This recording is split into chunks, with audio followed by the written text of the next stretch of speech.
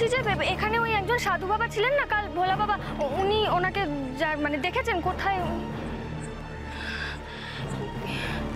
দিদি শুনুন না, বলছি এখানে ওই কালকে সাধু বাবা বসেছিলেন, উনি কোথায় না জানেন না।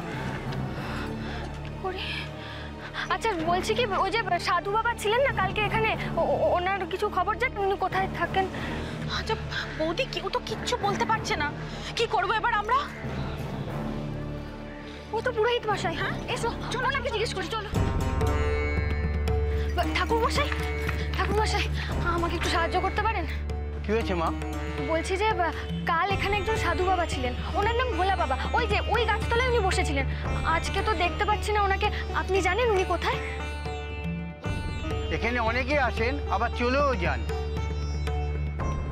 তবে কাল একজন এখানে ছিলেন বটে। হ্যাঁ, ওনার খোঁজই করছি, দেখুন না কেউ বলতে পারছে না।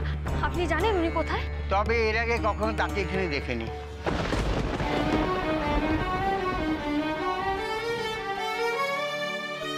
তবে কি সব মিথ্যে? সবাই ঠিক?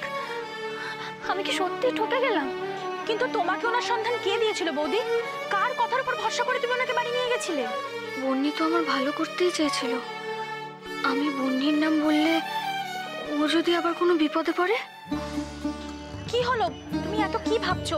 এইভাবে তো আমরা কোথায় কোথায় সাধু বাবাকে খুঁজে বেড়াবো বলো?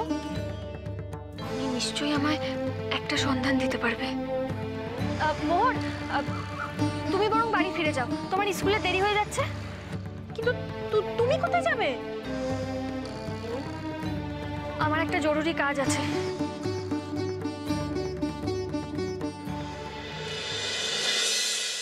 কি রে, কাজটা কেমন হলো? হ্যাঁ এই নে, গরম আছে বাবা।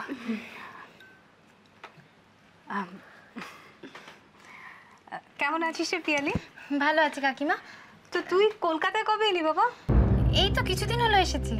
ও, তা আমাদের এখানে এত সকাল সকাল?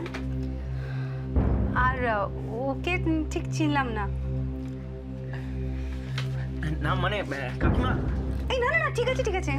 আমার নাম রাজু। ও আসলে ও আমার অফিসের কলিগ। হ্যাঁ কাকিমা, আমরা তো সবাই একসাথেই কাজ করি, আর বন্নি তো আমাদের এই চাকরিটা পাইয়ে দিয়েছে। ওই তো আমাদের বস, অ্যাকচুয়ালি ওর কথা দিয়ে আমরা কাজকর্ম করি। ও বন্নি, তোমাদের অফিসটা কোথায় গো? অফিস? অফিস এই তো তো কাকিমা, আমরা এক্ষুনি যাবো।